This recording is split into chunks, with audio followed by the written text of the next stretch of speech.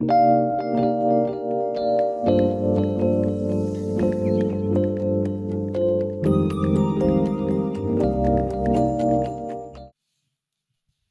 mpifaliana indray no arahana amintsika amin'ity androany ity fa mizara etony amin'ny izay sitrapon'Andriamanitra amin'ity alarobia atoandro ity faly foana miaraka amintsika eto anatin'ny fotoana izay mety hoe teritery tahaka an'izao dia mahafinaritra foana mahita antsika hoe miezaka samy manao izay fisisiany sasany mety hoe milamina ny ara-potoana fa ho an'ny sasany mety sarotsarotra vao tonga rehefa andavanandro tahaka an'izao fa zao ny investissement anisan'ny tokony ataontsika. Raha misy ny fisisihana tokony ataontsika dia amin'ny famonjena fotoana tahaka an'izao.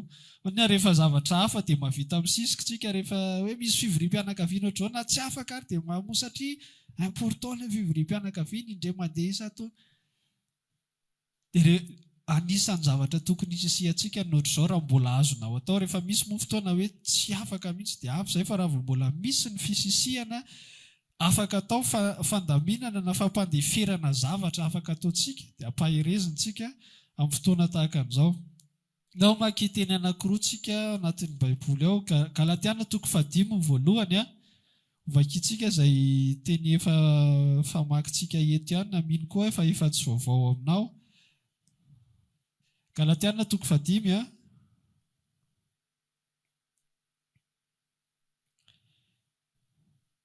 dia manomboka amin'ny 9:40. Manomboka amin'ny 9:40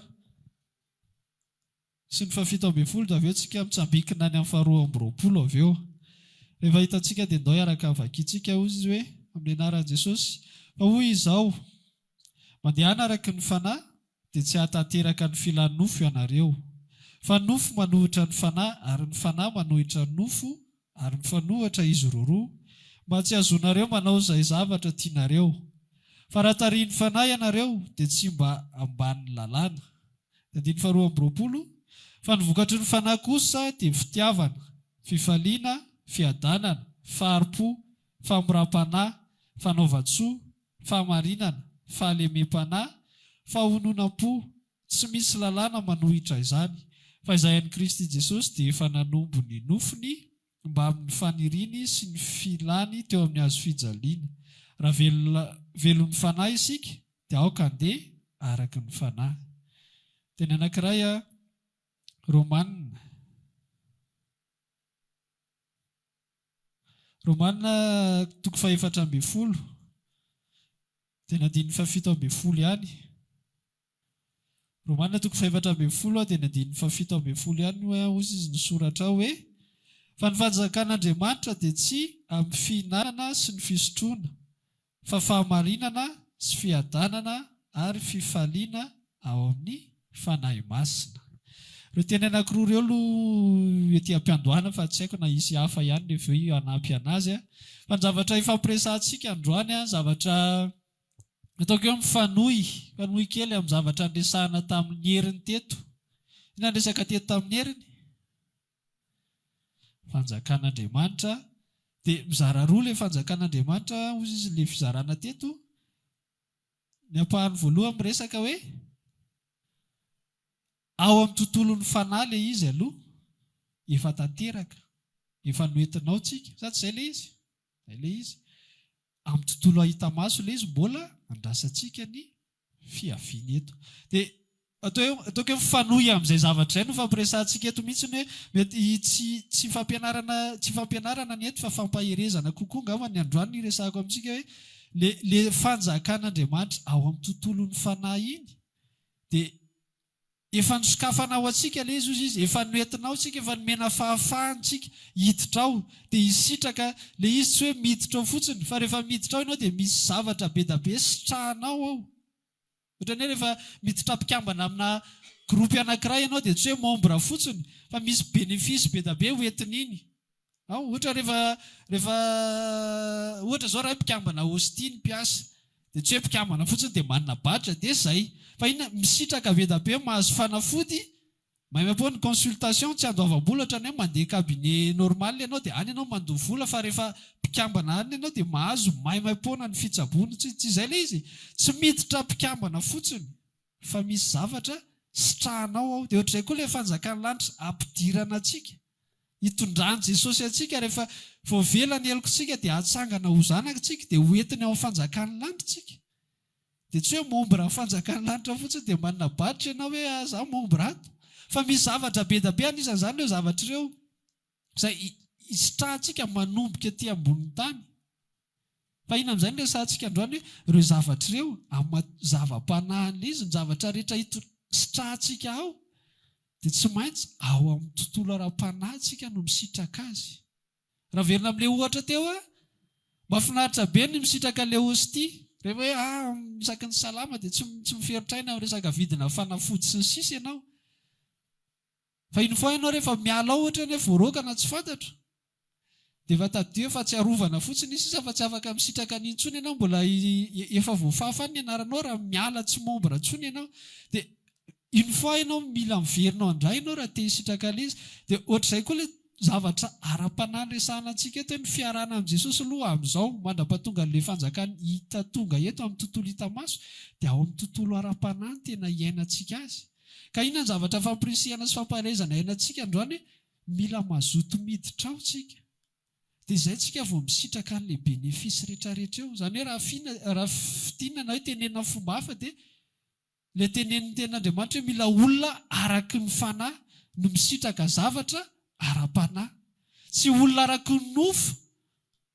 tsy olona le amahinao anao iny no afaka andray any zavatra tsara rehetrarehetra reo tany isain'ireo fitiavana sisy mety mahitsika hoe eto amin'izao tontolo izao nge misy fitiavana misy fifaliana nge eto amin'izao tontolo izao misy inona koa ny teneny teo misy fiadanana nge eto misy fahonoana tena nge eto sy ny sisy fa inona zavatra hita inona ny mahasamy hafa anazy amin'io sy ilay zavatra tany sainy ao amin'ny tontolo ara-panahy tsy maharitra ilay izy ray izay faharoa misy vidiny lafo ilay izy ny fifaliana sy ny zavatra rehetra eto tena misy fifaliana eto fa mividiny lafo foana matetika ilay vidiny tsy voatery resa-bola tsy voatery resaka hoe raha miteny hoe vidiny dia mety hoe ilay spektakla izany dia mila mandoha ilay vidy biena anina dia izay vao mahazo mifalifaly tsy voatery resa-bola ilay izy fa na ny fotoananao ho an'iny na mahenao any misy paranao tsy maintsy pehenao ohatra zao raha ohatra fandrayntsika ohatra hoe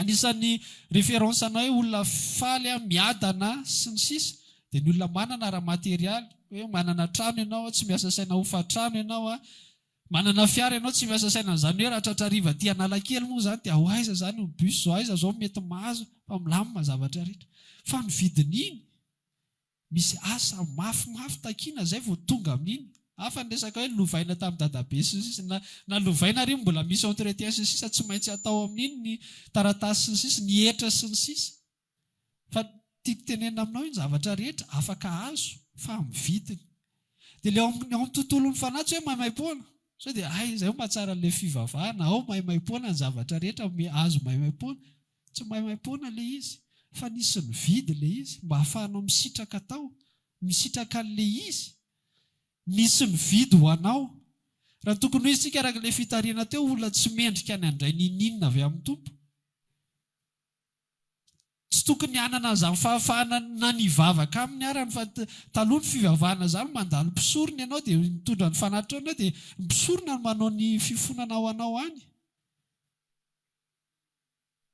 fa zao tsika efa sasahana le rideau manasaraka le efitra tsy azo idirana taloha maniny entiny hitenenana hoe efa accessible ho antsika ny fifandraisana amin'Andriamanitra dia rehefa le fifandraisana amin'Andriamanitra iny no ahafahantsika misitraka ny zava-panahy rehetra ka iny foa tsika raha vao tsy ao tafasaraka aminazy amin'ny tontolo ara-panahy miverina maha-olombelona dia lasa mitsiriritra n'ireo zavatra rehetrarehetra eo mitsiriritra indraindray zany le tsika zany ao dia tsy ao iny foa zany nateraka indray tsika dia efa manana akse ao dia le tsy ao tiako tenenina tsy hoe tsy voavonjy tsy hoe voafafa indray ny anarana ny abokin'ny fiainana fa hoe tsy mahatsapa n'ilay izy indray iny foa ianao zao anatin'ny fotoam-bavaka ohatr'izao tafiditra amin'ny fanatrehan'Andriamanitra fifandraisana aminy dia mahatsiaro an'le mandeha le hira hoe ahoana voaray Manao moa ilay azoko tokoa izao ny perlasoa maninona sy maninona, tsapaka ny asarobidy zavatra rehetra nataon'i Jesosy. Dia izay inetahanao iny ianao ilay ao amin'ny fanahy dia misitraka ilay izy dia faly, dia iny ilay fifaliana, tsy hoe maimaimpona fa efa nisy nanomena izy fa maharitra. Izay ilay mifamadika amin'ny azo atolo izao ilay tsy maharitra. Misy amin'iny ianao rehefa avy na hoe avy mivavaka koa ianao tany an-trano, na amin'iny ianao nasena misy nanitsaka raha tongotra ohatra tsy dia maninona izany fa ohatran'ny ao ilay fifaliana sy ilay fiadana. Amin'iny nasenasena din'ny mpivarotra mifamerim-bolanao nasena tsy hampiatra, tsy maninona fa aoka izao tsy maninona, satria ao amin'ilay tontolo mbola misitraka ilay zava-panahy, ilay fiadanana sy ilay fifaliana ianao. Fa iny misy fotoana tsy voazontsika ilay izy, ao resantsika ahoana tsy mahavoazona ilay izy fa miverina maraky ny nofo. Dia zavatra kely tsy isy dikany dia ohatran'ny problème be planétaire mihitsy ilay izy amintsika, nefa resaka ariary zato. Tsy ilay ariary zato ny olana, tsy ilay mpivarotra ny olana, fa itsika tsy mahatsapa intsony an'ilay fiadanana avy amin'Andriamanitra. Dia lasitsika ahoana ary aza manao ireo mise en question tsika fa maninona ary azany lasa tsy mahatsara ilay fiadanana sisy. Dia hiezaka, eo ilay erreur-ntsika olombelona. Ilay izy zavatra efa tsorin'i Jesosy ataontsika, tsy hoe tsoritsoriny hoe tsisy dikany, fa hoe efa omeny fahafahana miditra ao maimaimpona efa tsika mbola manasaro zavatra ahoana ary ny averenan'ilay izy ndray ianao an'izao mila manao an'izao sy izao, fa izy miresaka fotsiny midira ao amin'ny fanahy fa ny vokatry ny fanahy vokatra azotsika dikan'ilay vokatra tsy zavatra ezahanao fa résultat mipoitra ho azy ny atao hoe vokatra. Ny calcul aty aloha no mamaritra ilay résultat aty aoriana, fa tsy ilay résultat ny gominao isaky ny diso, fa raha vao diso ny aty aloha na gominao impolo eo raha ilay kahianao dia diso foana satria ilay calcul dia ilay aty aloha ny amboarintsika. Inona ilay amboarina? Ilay fidiranao amin'ny tontolon'ny fanahy. Ohatry ny ahoana ilay izy? Ilay nataontsika rehetrarehetra teo izao izy ao anatin'ny fotoana fivavahana eto. Fa misy fotoantsika tsy 7 jours sur 7 tsika ny afaka makaty am-piangonana. Sorantsika ny tompo misokatra aloha ny eto, tsy haiko anankifiry ireo ilay filazana ireo, anankifiry isaky ny herinandro misy eto.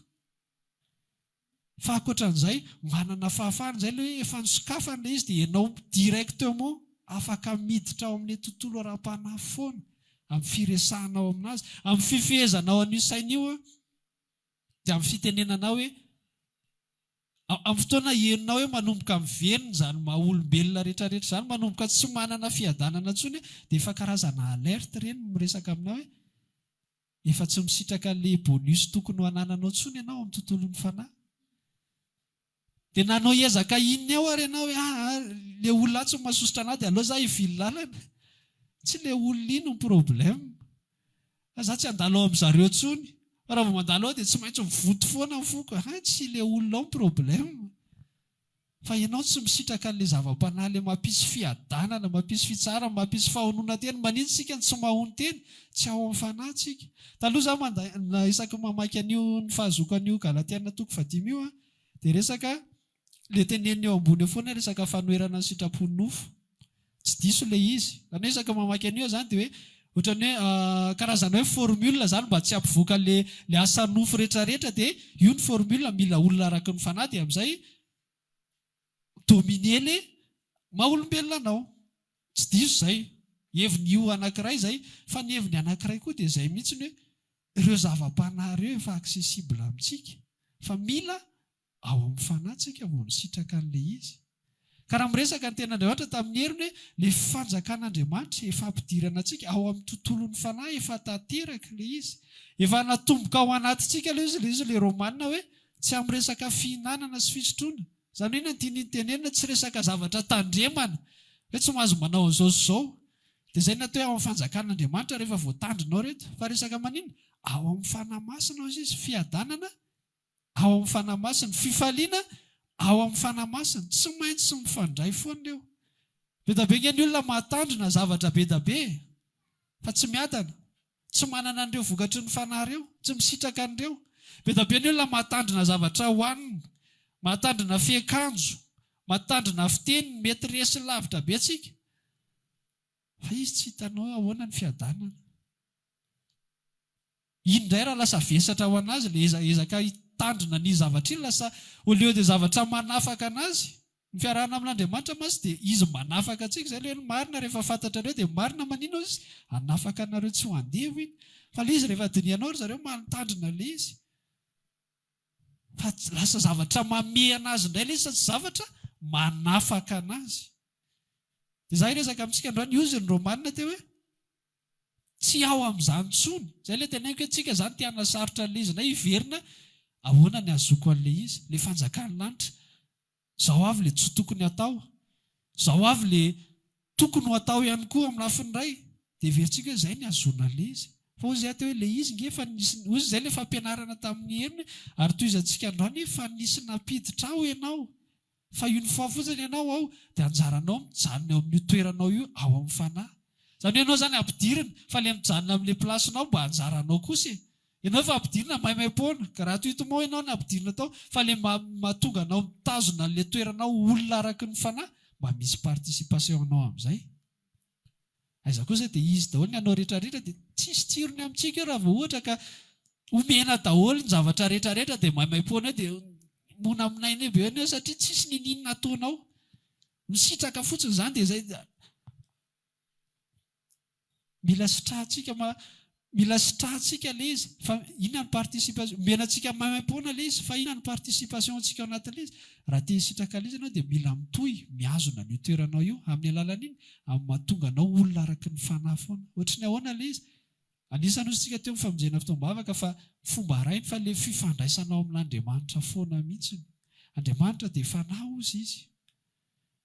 Mila ozy ny Romanina 12 hoe mila havaozina io fisainantsika io. Inona ilay havaozina fomba fisainantsika? Tsy hoe zavatra averina amin'ilay Romanina teo, zavatra fehezina be zao avy ny azo atao sy tsy azo atao, fa havaozina hoe tsy mifamatotra amin'ny tontolo hita maso ny fiarahanao amin'Andriamanitra. Tsika izao mivavaka ohatra hoe misy fotoana miresaka hoe te halala ny sitrapon'Andriamanitra, indrindra rehefa misy safidy atao na hoe rehefa misy zavatra ohatr'izay dia inona ny sitraponao, ilay gauche sa ilay droite sa ahoana? Fa fahafantarana an'izany rehefa olona araky ny fanahy ianao dia fantatra ho azy inona ny sitrapon'Andriamanitra. Fa ny olona mbola tsy ampy, ataoko hoe mahitsy be ty tempo ty, mety hoe tsy ampy ahavo ara-panahy, ilay mbola manao hoe mifamantarana ary ataovy hita mihitsy, dia ataovy misy tômôbila misy soratra mihitsy mandany alohaka eo. Mifamantarana, ataovy misy olona miantso azao hoe atao an'izao. Mbola olona ataoko hoe mahitsy be ao an-tegna mety misy ahavo ara-panahy mbola tsy ampy eo dia mila confirmena be amin'ny zavatra hita maso be ohatr'izay ny fiarahana amin'Andriamanitra. Fa raha olona araky ny fanahy, tsara fifandraisana amin'Andriamanitra ianao dia malala. Ilay Matthieu 7 miresaka ilay hoe aza mitsara mba tsy ho tsaraina, dia nefa ry amin'ny tsy tadidiko ilay teny anankiray ilay hoe tsika dia natsoina ho mpitsara. Ny Matthieu 7 dia ho an'ny olona araky ny nofo. Aza fampitsaratsara sy mifanana izany fa ianao koa raha mbola manana be da be, manana hazo, manana andro eo alohan'ny masonao ianao ka ianao hitsara. Fa rehefa olona araky ny fanahy dia mahalala ny marina amin'izay dia natao hiteny marina. Rehefa misy tokony ho tsaraina sy ahitsy dia miteny. Fa olona araky ny fanahy manao an'izay.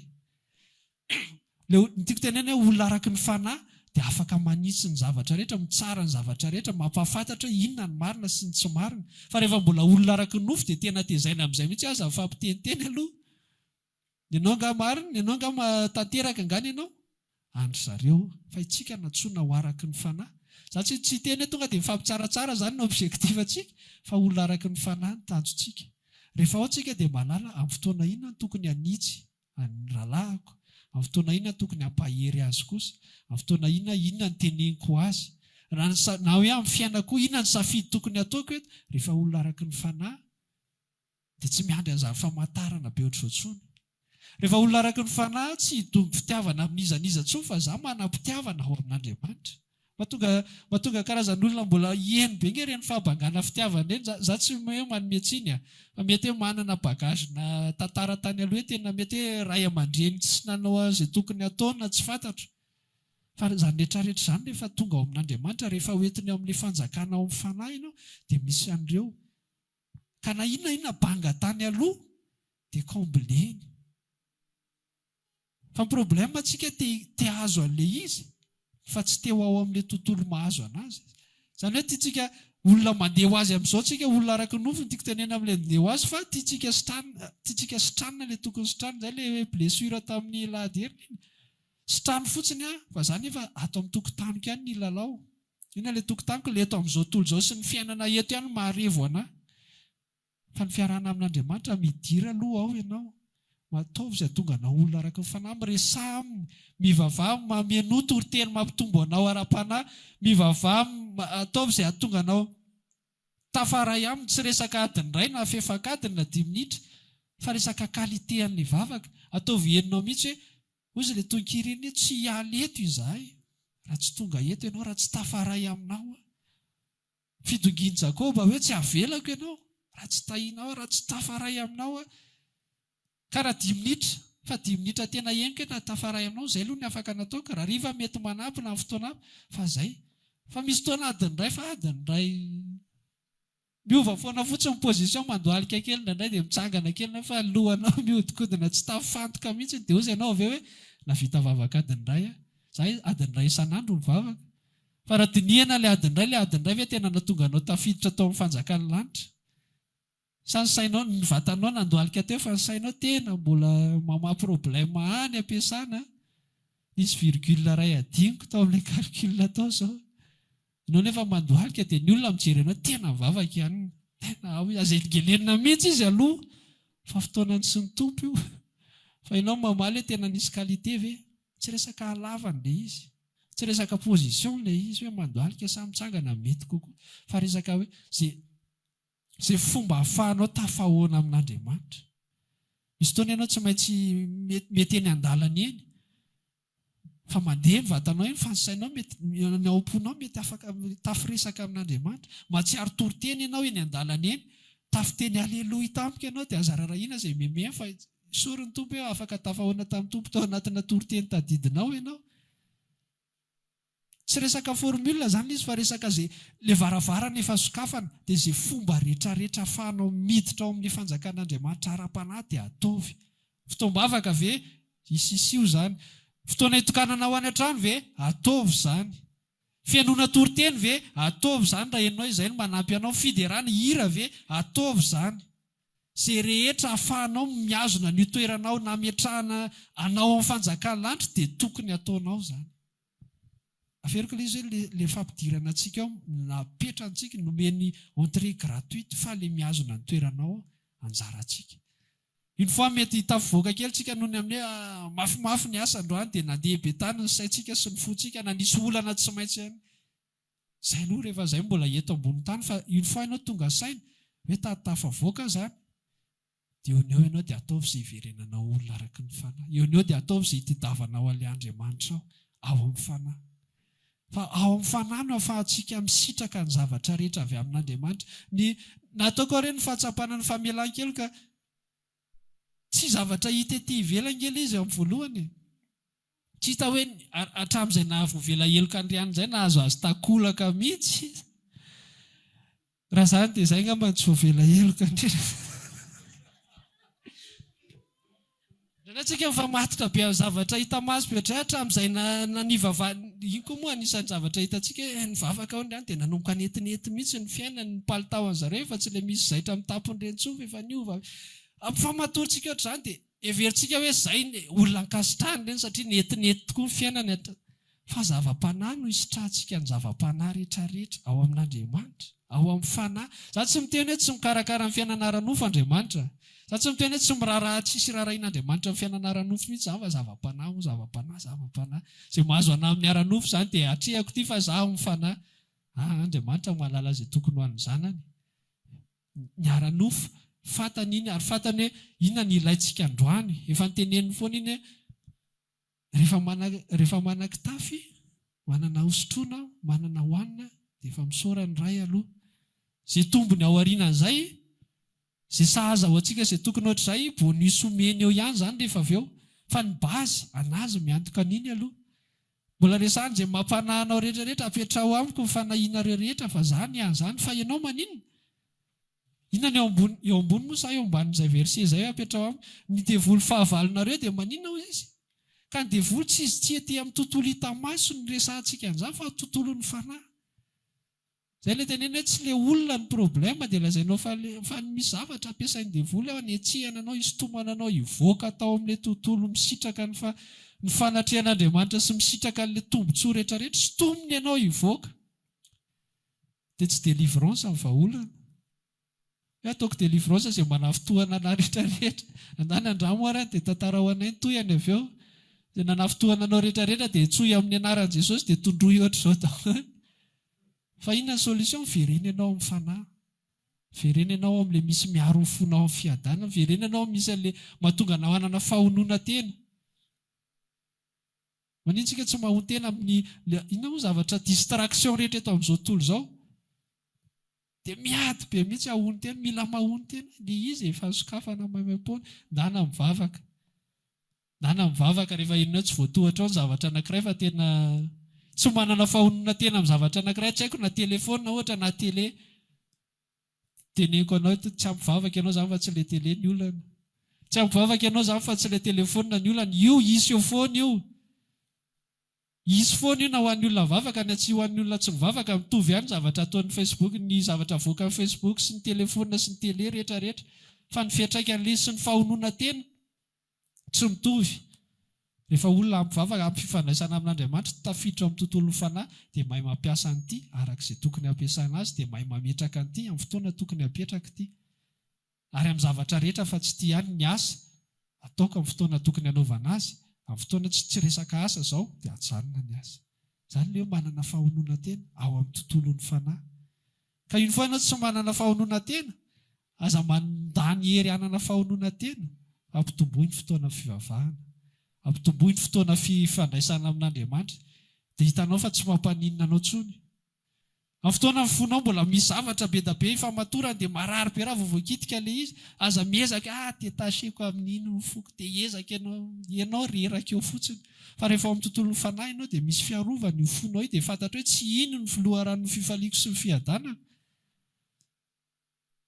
Za zao voaingana mandeha moto isan'andro dia anisan'ny mahafinaritra anahy dia nisy fotoana vao tamin'ny herinandro sa tamin'ity herinandro ity nandona vodina tomobilan'olona motoako. Ilay misisika embouteillage iny zany dia ilay tomobila tsy naninona fa ny motoako nisy vaky aloha dia efa lasa efa mandeha eny an-dalana eny avakanga fa tsy naninona ry zany nefa ilay moto vaky. Io moto iny nefa hoe lokony dia atao an'izao izany dia hoe karakaraina tsara io zany. Vaky vao maika ilay izy arakaraka ny hoe ho amboarina ilay izy vao maika vaky ny lohany fa efa mandeha efa lavidavitra fa tonga izany fa za zany ohatra ny calme tsy normal izay. Dia misaotra ny tompo eny am-pandehanana eny, misaotra ny tompo fa efa voaro ny fony fa taloha raha taloha mety tena ferinaina be tena vakinay ilay any. Fa efa mandeha efa lasa lavitra be vao tonga sainy tsy maninona zany efa ilay izy simba. Moto entiko isan'andro asika ilay izy tsy hoe zany inona fa tiako tenena amintsika, tokony ohatran'izany ilay zavatra ataontsika fa tsy ezaka mbola famaritra an'ity dia hiezaka detacheko ty raka izy aprimoany aloha aprimoany aty. Reraka eo fotsiny ianao. Fa ampitombohy fotsiny fidiranao amin'ny tontolon'ny fanahy dia manana fahonoana tena ianao. Ampitombohy ny vavaka, ampitombohy ny fihainoana toritena, ampitombohy ny famonjenao fotoam-bavaka, ampitombohy ny fotoana rehetra ahafahanao maheno zavatra mitondra anao hiditra ao amin'ny tontolon'ny fanahy, ho tonga olona araky ny fanahy dia misitraka an'ireo benefisy ireo ianao. Ireo tsy tedavina, ireo tsy foronina. Misy olona mamorona fifaliana satria zanak'Andriamanitra no tokony ho faly. Vokatry ny fanahy dia fifaliana. Aiza ary aza fifaliaka. Ao hifaly tsika raka izy, atao anao fety. Misy mamorona ilay zavatra rehetrarehetra nefa zavatra mipetraka ao ilay izy fa ianao mila miditra ao dia misitraka an'ilay izy. Misitraka an'ilay izy. Tsy natao hamorona fahonoana tena, tsy namorona fitiavana. Natao hangataka any amin'ny hafa koa misy indray tsy mamorona fa any amin'ny hafa mitsiriritra Mariana ohatra ny faly foana.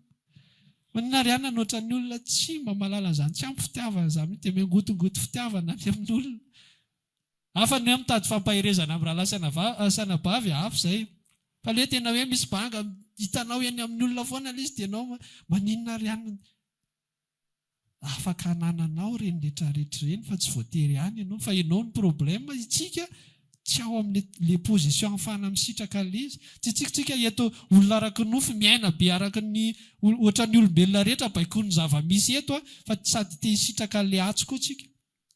Fiainantsika te handeha araky ny zavatra hoe mamaha olana dia mitady vola dia Fa sy tika sady te hisitraka le zava-panahy rehetrarehetra, manana fitiavana, manana fiadanana, manana fifaliana. Eto amin'ny tokotaniko eto fa mba alefaso le izy tompo. Alefasoko izay nderana, alefaso. Ao le izy fa ianao maka misitraka le izy. Inona mahasarotra le izy ka le tsika le mbola eto ambonin'ny tany, le mbola miaina amin'ny fifandraisana amin'olona be da be, dia mbola ao le maha-olombelona, iny le mahasarotra le izy. Fa izay mihitsy le izy hoe iny ny anjarantsika. Iny ny anjarantsika le manino moa? Io le Galatiana 5:5 mihitsy hoe mandehana araka ny fanahy dia votsitra tsikelikely ho azy le araka ny nofo ao anatinao ao. Fa tsy hoe edivo iny dia hivoaka le araka ny fanahy. Fa mandehana araka ny fanahy dia votsitra tsikelikely le toetrato. Ny problema zany dia lasantsika manohatra ny toetrantsika. Izay rehetrarehetra araka ny nofo hitantsika dia tsy kristianina raha zany, tsy toetra maha-kristianina ohatr'izao, manana fisainana ohatr'izao, manana fiteny sy ohatr'izao, dia ny ankabeazan'ny kristianina miady amin'ny toetra ny atom-pisiny. Mialohany hoe hanompo ny hafa sy sisa, dia ny atom-pisi voaloha aloha hiady amin'ny toetra ratsiny, hiady amin'ny fisainana ratsiny rehetrarehetra. Tsy havita vokatra ho an'ny tompo amin'izany ianao. Tsy ho lasa lavitra amin'ny fahavokarana io, satria ataonao deuxième étape le izy, fa première étape-nao dia hoe miady amin'ny toetra ratsiko sy ny fisainako. Fa mandehana araka ny fanahy dia tsy problème ireny, mihitsana tsikelikely eny, dia afaka miditra amin'izay tena atom-pisinao ianao avy eo. Fa lasa secondaire le atom-pisinao hoe mahavokatra ho an'ny tompo hijoro vavolombelona sy tsy samy mijoro vavolombelona, satria manino mbola variana miady amin'ny toetrako aloha izao. Aiza ny hijoroako vavolombelona zara mbola ohatran'izao. Vao mamitany anankiray fotsiny izy, vao mitsikera anankiray fotsiny dia miondrika. Zay, tahi Jesosy, ampanaraka. Tsy vita hatramin'ny farany ilay fijoroana vavolombelona, satria manino mbola eo amin'ilay position manao izay haparfait antsika. Nefa tsika omena fahafahana misitraka ny manadio antsika rehetrarehetra ao amin'ny tontolon'ny fanahy, mba hahafahantsika avy eo manino mandroso amin'ny atom-pisiana tsaratsara kokoa. Za tsy miteny hoe ratsy manana fisainana ohatr'izany hoe te ho tsara, te hahafohy ny zavatra momba anao tsy mety rehetrarehetra. Fa efa voaporofo ilay izy hoe tsy vitantsika. Dia tsy aleo hoe manandrana ilay zavatra mety. Rehefa hita fa tsy mety ilay tsy mety. Nanao option iray tsika dia hitantsika mataona antsika teo, nanao bokla teo, mavita kely herinandro dia verina, iray volana dia verina. Dia maninona raha andramana indray raha ilay mety? Rehefa hita fa tsy mety.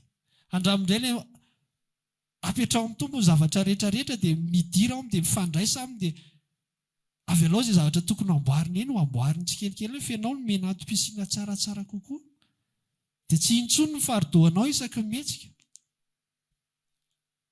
Fatsika hoe zavatra tiana ifampiresahana ao amin'ny fanahy, ny zavatra rehetrarehetra sitrahantsika an'Andriamanitra. Androany aloha avy ny fotoana ilay izy ho tanteraka amin'ny hita maso. Fa ny androany rehefa miresaka izy olona voavela heloka ianao. Dia araka ny tentsika teo aza miany hoe zavatra hita teo dia hita be ty niova ny voloko hatramin'izay.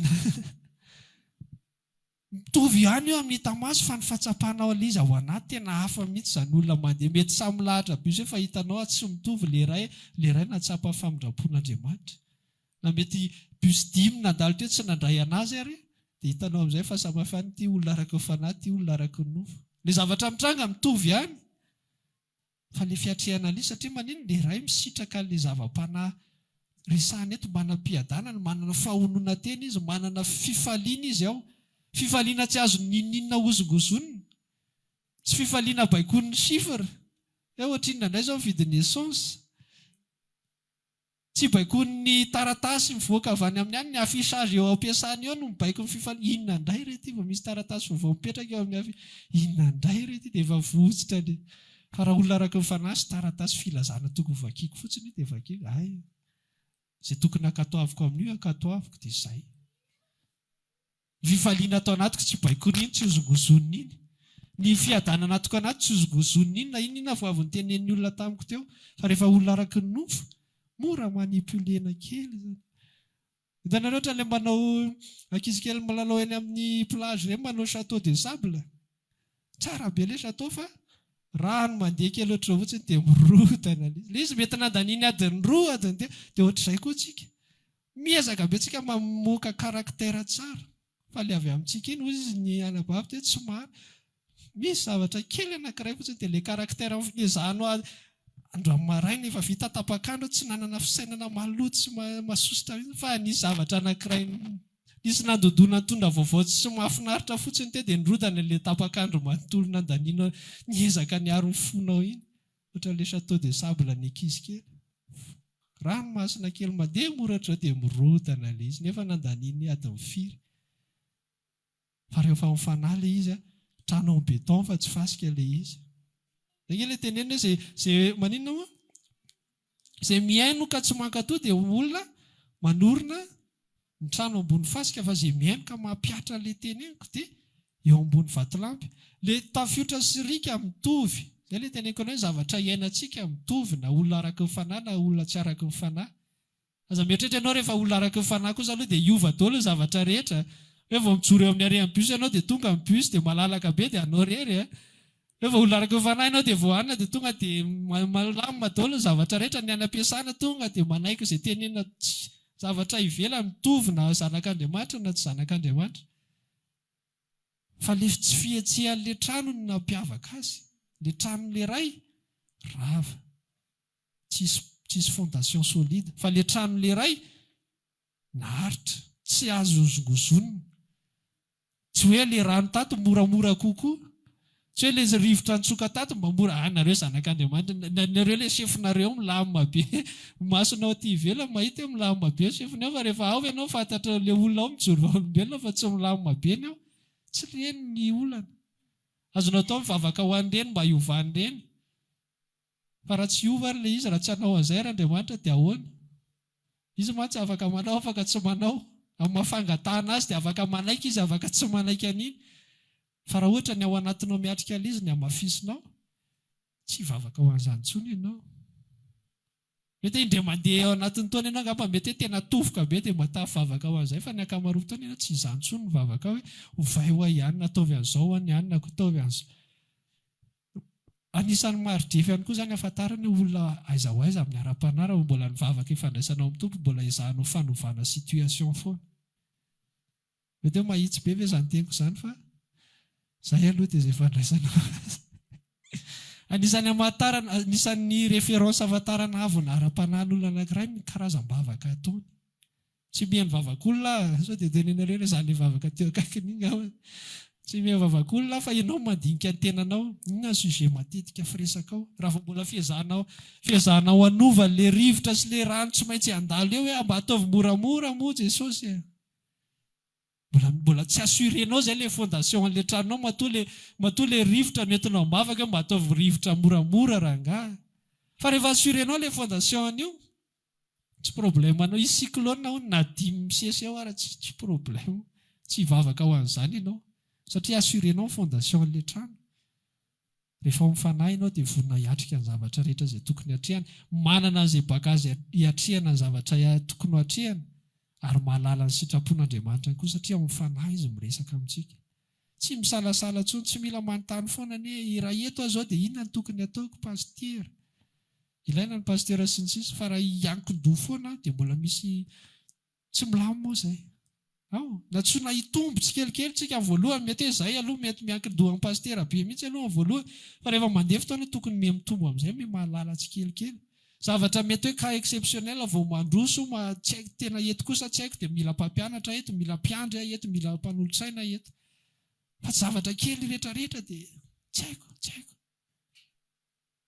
asika ve ny afatra androany ao amin'ny tontolon'ny fanahy misitrantsika ny zava-panahy rehetra amin'Andriamanitra dia ahafahantsika ihany koa miatrika ny fiainana eto amin'izao tontolo izao tsy mitovy amin'ny olona tsy manana an'ilay izy zany ianao zany raha tsy ao amin'ny fanahy dia manana an'ilay izy ianao fa tsy misitraka an'ilay izy ohatra ilay karta hostia entinao mandehandeha fa sao ianao mbola tsy hari-tanina indray mandeha ary ianao mividy fanafody eny amin'ny anina rehetrarehetra any amin'ny vidiny lafo be dia memena ianao ilay vidin'ilay fanafody nefa ianao afaka mahazo an'iny maimaim-poana menimena ianao amorona fitiavana amorona fifaliana amorona fahonoana tena sy ny rehetrarehetra nefa ianao ka afaka misitraka an'ilay izy nda ho anamafy izay fahafahantsika miditra ao amin'ny tontolo ara-panahy nda ho isisika anao an'izay rehetra tokony ataontsika mba tonga antsika olona araka ny fanahy dia misitraka ny zava-panahy rehetra ao amin'Andriamanitra da hoe tsangantsika dia hiresaka amin'ny tompo ianao malala aiza ho aiza ianao par rapport amin'izay misy zavatra tokony hamafisina ve misy tokony hitohizana ve, misy zavatra tokony havotsitra ve, misy zavatra lalana tokony hialana mihitsy, fa taloha ianao nandray lalana tamin'izay fahafantaranao azy fotsiny fa androany tompo miresaka efa nampidirinao tsika dia anjarantsika mihazona an'io toerantsika io ao. Raha maniry ary mavaka aminay ianao dia tongava ary isaky ny alahady amin'ny 7 ora sasany, ny talata amin'ny 12 ora sasany, ny alarobia amin'ny 12 ora, eny Antsahamanitra 100 metatra ambanin'ny fijerena fety, trano Gribege amin'ny ankavian-dalana. Tongava soto.